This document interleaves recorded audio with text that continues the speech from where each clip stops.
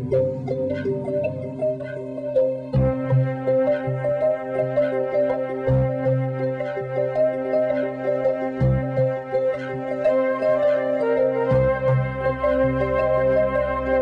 City of Richmond has waited over 30 years and the YBR 4 years to be part of a regional transportation rapid transit system. We've all worked very hard to get RAV line to where it is today.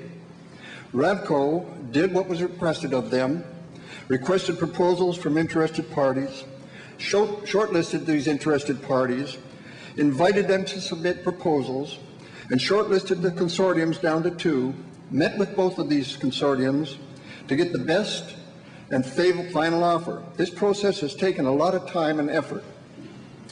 Taking safety, efficiency, and cost requirements into consideration, the successful bidder proposal, was accepted by RAVCO board for recommendation to this board for approval, and I would strongly recommend that it be approved and accepted. Let's not let all of our efforts and costs go to waste.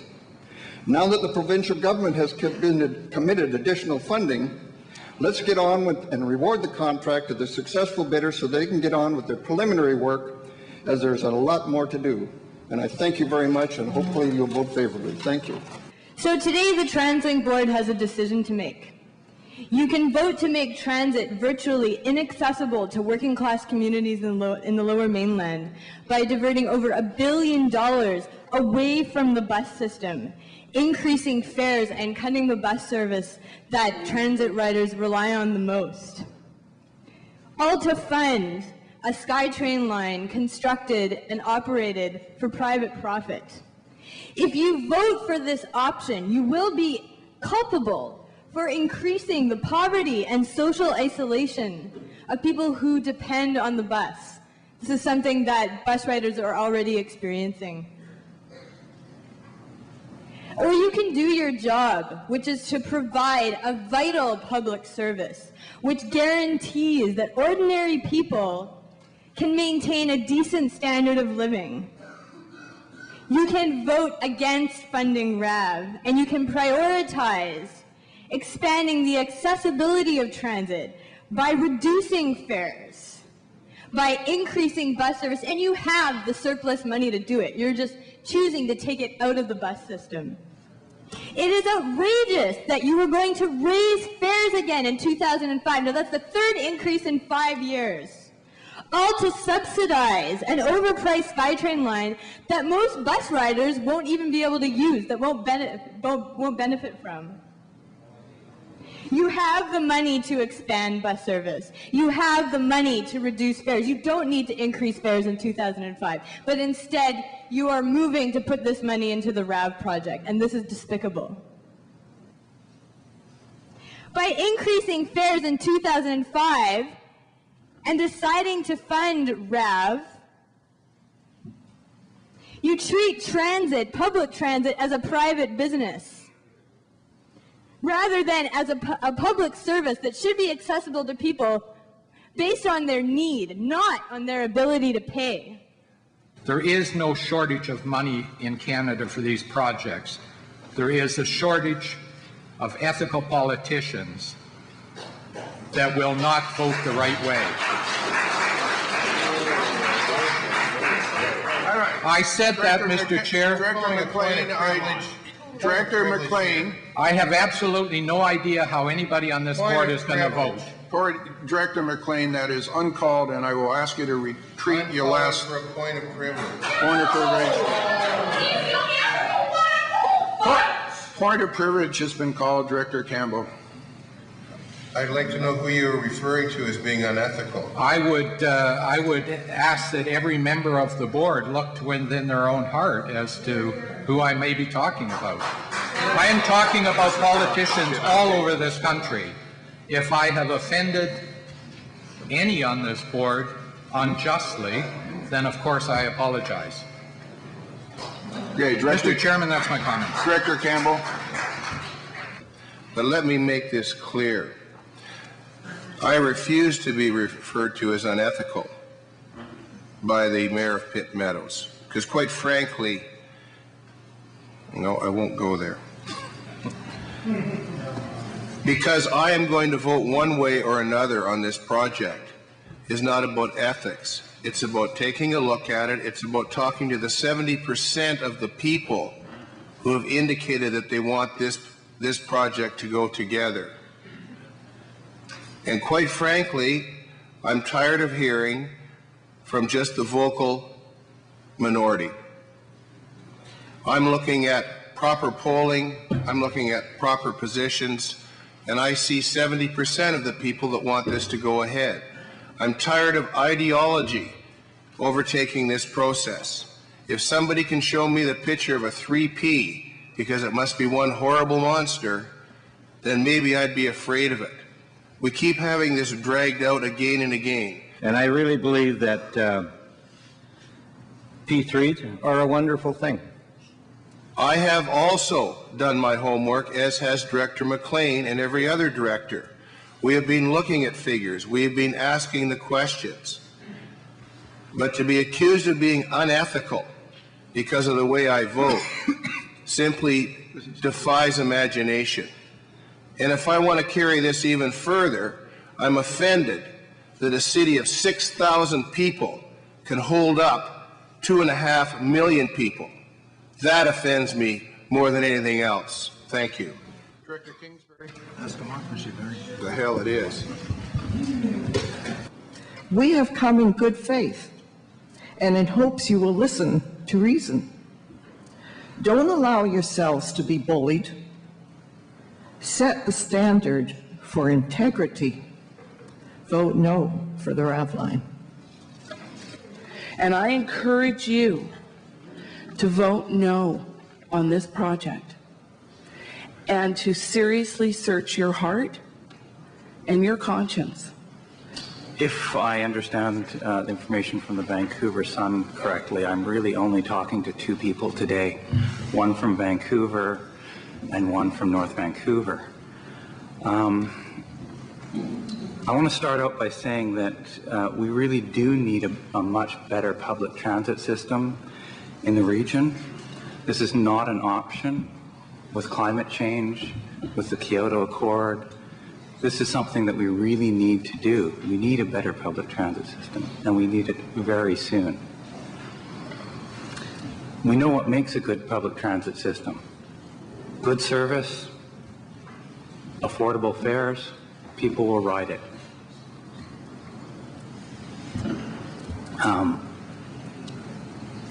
The interesting thing to me about affordable fares, which can only come with cost-effective public transit investments, is that what recent figures have shown, recent studies have shown from all across North America, is that when you increase fares 10%, your ridership drops up to 9%. The range is 6 to 9%. I want to point out for representatives from Vancouver that TransLink plans to reduce north-south bus service on corridors such as Main Street. Main Street is supposed to be our showcase for greenhouse gas reductions. We're getting federal money for this, and this plan calls for cutting back on the service after we've taken federal money to make it better. I don't think the people of Main Street are going to appreciate that. If I was from North Vancouver, I'd be thinking about a third C-bus and whether the funding will be there for that third C-bus if RAV is built. Buses are overcrowded everywhere in the region, not just in Vancouver. In Surrey, everywhere in the region. In Richmond, people are being left behind at their bus stops when they're trying to get to work. Our first SkyTrain line, the Expo line, after 18 years is only at 1/3 of its capacity. We only have 1/3 of the cars needed to run our main SkyTrain line. You don't have the money to buy the extra cars. People are being left behind. People don't want to sardine into those cars. That's a cost-effective investment that you can make. You can buy more cars. You can fast-track this. I also want to ask you whether you really want the extra layer of bureaucracy that a public-private partnership involves.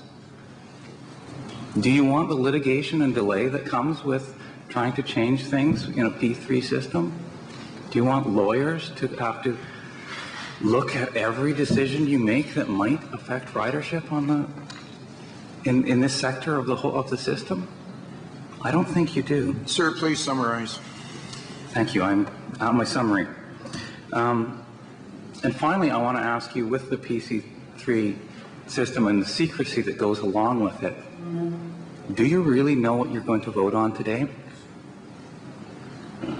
And my final point is just a note that, if I understand correctly, the cost overruns on this have already equaled the overall cost of the fast ferry fiasco. That's just the overruns. The RAV line seems to be like Rasputin. You can't kill it, keeps coming back. A number of times this project has been started and restarted with no meaningful changes, except for escalating costs, that would address the major concerns of costs, lack of accountability for those costs, and through public-private partnership, we can never really know, because as all of you know, we're prohibited from disclosing that. Profit margins accruing to the private partner and are debiting the public transit system are costs that we will never know either. You're elected to represent people, not corporate profits. The profit margin will be paid by those least able to afford it. RAV has been so blatantly and shamefully pushed on the public under the guise of an Olympic legacy, and I suggest that this will be an Olympic-sized debacle. This decision is going to have a lot more to do with how democracy functions in this country than whether TransLink is good or bad. And it's become quite aware to me, and I think to a lot of other people, that the democratic process is seriously flawed here. We could have hundreds of people come in here, say nay, and a couple of people with the right connections come in here and say yay, and you guys will probably carry their weight far more than ours. I simply want to publicly state my disappointment with the remarks that have been made about ethics this morning, because I believe that I have worked with the TransLink board now for about 3 years, and though we may have many, many differences, I believe that our opinions are expressed and they are honestly held opinions, and just because one of us disagrees with someone else, that doesn't make one ethical and make the other unethical. I think we have to learn to look to the substance of a situation.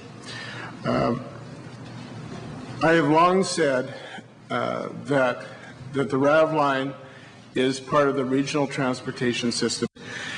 Much has been said about the budget and how much this is costing us, and everybody who is against it, frankly, says that we are over budget and that there's overruns and other reflections on that. I would simply point out that the budget for this project has always been $1.5 to $1.7 billion. It was never $1.5 billion. And so to pare it down, if there is any overrun or over budgeting at this time, I'm suggesting it is far smaller than what everybody is saying. When I came onto the board of TransLink, I thought, great. We can actually work to meet the 1,600 bus requirement by the year 2005. But lo and behold, though we had a signed contract with the provincial government that they would contribute $540 million to the completion of the Coquitlam line and the Broadway extension, we were told no. The provincial government has the interest in one thing and one thing only: a line to Richmond, and it must be a public-private partnership, or there will be no money from the provincial government and no assistance in getting money from the federal government. So we embarked on that process, and we were told at the beginning it'll cost $1.2 billion, and the private sector will put up the rest. So the airport put up $300 million, and the federal government put up $300 million. The provincial government put up $300 million, well, sort of. Then, lo and behold, the price began to escalate. So we said, no, we're not going to go ahead with this. We said it once, we said it twice. The third time, we said, well, two directors brought a motion forward that basically said, let's cap our contribution at the $1.35 billion, but let us then see whether the private sector can bring it in at that cost. So we went to best and final offer. And lo and behold, the best and final offer came in $343 million over. Well, now we have determined that there are $57 million in scope changes. These were what we said were the essential elements. Now $57 million, no longer essential, I guess. We can change the scope of that. We can take out a station, though it may affect our ridership. We can take out a connection to the cruise ship terminal, though it may affect our ridership. But we can do it, so $57 million can come out of that. And then there's what's called scope transfers, which is a lovely way of saying somebody else is going to pay. And guess who it's going to be, folks? Guess who it's going to be? The provincial government's come up with $65 million. The best and final offer turns out not to have been the best and final offer. They've managed to reduce it by another $42 million. But the rest is going to fall on us. And we can't tell you what the trolley overhead infrastructure is going to cost. We're not allowed to tell you that, though it says in here very clearly that the TVA will remove and replace trolley overhead infrastructure. So we're going to do it, but because we're engaged with a private partner, we can't tell you what that's going to cost and what it's going to save. We're going to now take on the putting into the bus loops, but we can't tell you what that's going to cost. Though it says the GVRD will undertake and design the construction of bus loops. We can't tell you what it's going to cost because we're involved with the private sector. So this is where we're heading. Jane Jacobs, I think, summed it up best when she said, this is a boondoggle. But the impact of this is extremely important because it is an entire system. And if we have to draw the money out of the bus system in order to pay for the RAV line, then 80% of the riders who ride on the bus system will be shortchanged, and they will have to pay inflationary fare increases to cover this. I want to ask, if I may, Ian Jarvis, and I've alerted him that I was going to ask him this, so it's fair game. We have now gone from a 20-year amortization to a 30-year amortization. How much will that cost the system? By going to 30-year amortization, we would pay an additional $119 million in debt service costs over the 30 years. So where would that debt service cost come from? The additional debt service costs would come from TransLink revenues, whether it's fare revenues, gas tax. By going on a mega project, instead of growing the system systematically by adding to it with prudent fiscal decision-making, getting to the 1,600 buses, trying to maintain the fares as low as possible, introducing more concessionary fares so that we can get more people into the public transit system. What we're doing is going the exact opposite direction. We're going into a mega project, and we're going to put the rest of the system at risk to pay for that mega project. And I think it's the wrong way to go. Director Corrigan.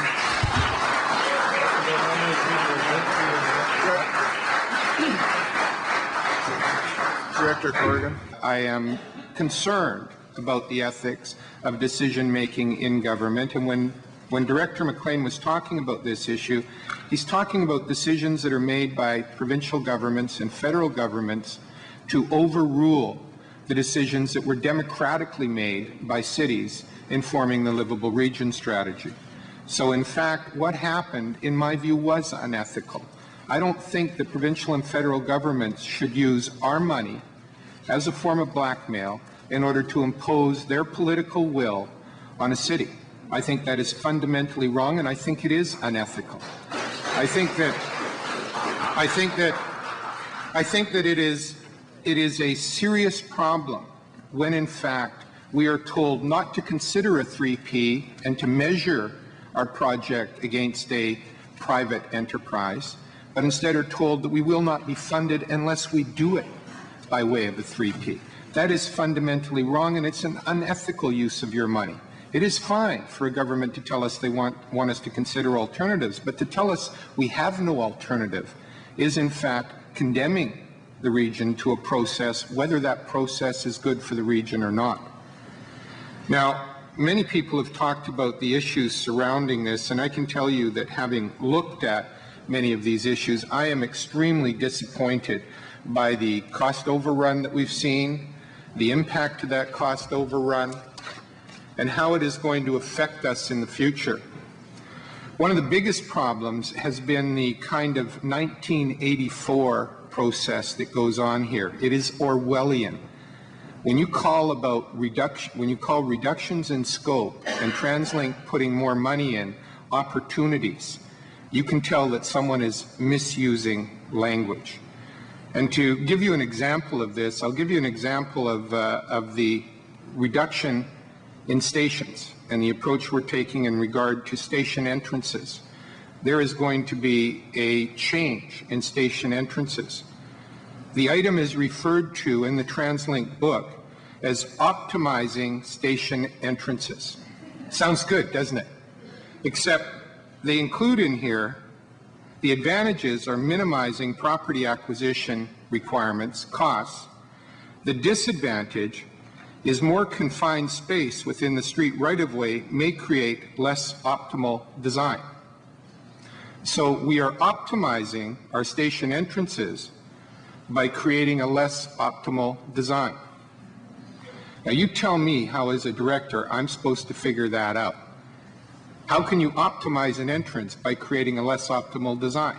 But that's the kind of information we've been receiving all through this process.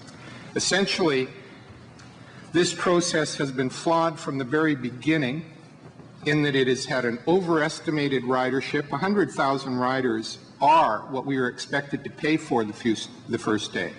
Now, whether or not they arrive, and I don't think anybody here believes they're going to arrive, we will be paying for those 100,000 riders. And let me tell you something else about ridership, is that we will have to increase our fares by the rate of inflation for the next 30 years in order to pay the concessionaire, because they are inflation-proofed. So if we in fact do not raise our fares by the rate of inflation, we will still be paying the rate of inflation increase to the operator of the system because they've been made inflation-proof. Now, the Northeast sector. The Northeast sector has been promised $170 million in provincial funds to support the Northeast sector process. We were told in the Northeast sector that the provincial government in their fiscal framework could not provide the $170 million until after 2010. We accepted that. I mean, if in fact good fiscal management requires us to wait for that money, that makes sense. Surprise, surprise. The provincial government managed to have $90 million, $25 and then $65 million to add to the RAV project. So the Northeast sector has to wait to 2010, but miraculously, they're able to find $90 million to support this project. How absurd, and what a slap across the face to every resident of the Northeast sector that in fact they had money for RAV, but no money for the Northeast sector. Once this project is through, we will not be able to go back to the taxpayer for improvements in the bus system, the Northeast sector, or any other of the promised projects. We will have the road system decrease as a result of money from the road system going into these projects. And already there's money being designated away from roads and into this project. However, when I came to this particular position, I found that the route was chosen, the system was chosen, and there was a time deadline that was put in position. I left little way to make any other differences to this except learn to see what the staff was doing and what my colleagues here, who've had many years of experience more than me, were coming up with and how these things were going forward. And I had a really difficult time because it came down to dollars at the end, and dollars is a little bit of something I can understand. And rather than going into any of the details that I think you're hearing from other members here, I looked and said, if any other system was on and we were at 25% over a budget that we thought we were going to, I'd need more time. I'd need more time to go through it. And an artificial deadline, and to me, one of the biggest issues is the Olympics is an artificial deadline. It's not one that we need to go towards. So on that part of it, I'm more, I guess I could say, confused. It's unfortunate that we are in a position where we're forced to go down a path where it's a P3. It would not have been my preference that it be a P3. But an opportunity is what is presented to us, and it's an opportunity to build a line that will service this region, not just for the period of concession, but of 30 years or 50 years, but rather a much longer period of time, 100 years plus. And because it's that opportunity that presents itself to us today, that in that light we should evaluate the degrees of being right or being wrong, as it also is being categorized today. Because I don't believe that any one of us here can categorically say that we're absolutely right or absolutely wrong, because this project is so complicated and with so many intricacies that we'll perhaps never actually know that answer definitively. We can wait and do it ourselves. We can delay this decision and do it ourselves later, but then we won't have the $300 million from YVR. We won't have, well, we might have some of, but we won't have all of the 390 from the province, because I suggest to you that the province needs to spend money elsewhere than the Lower Mainland in order to deal with next year. And also the feds, I can't remember the last time we saw big federal dollars come over. I guess it was the Expo line where we saw some dollars coming to the Expo line from the feds, but to have $450 million from the feds coming here is remarkable. So I see an opportunity. I want to seize the opportunity. We certainly have done our due diligence. I believe that we're getting the best value for the money on the basis of the information that I've been reading and working on. So, Mr. Chair, I want to build for the future. I'm voting in support. So do I see this as an opportunity for regional planning? Yes, I do. Will it mean that some people will not be happy? I know that. You've already heard board members say that you can't please everyone, and that's always very unfortunate when you have to be a decision maker that has to make some tough decisions some of the time. But I want to say, first of all, I'm so ever grateful that we do have a proponent that was willing to step up and say, number one, I'm interested in building in your region, and number two, I'm willing to sit down with a group of people that are going to say to me, you came in over budget. What can you do to help us bring that project in line? And as you can tell, ladies and gentlemen, no surprise, I'm supporting this project. Okay, thank you for all the comments. I'm going to call the question. All in favor? Against? It's carried. Carried with Councillor Cadman, McLean, Wright, and Corrigan opposed. So it passes.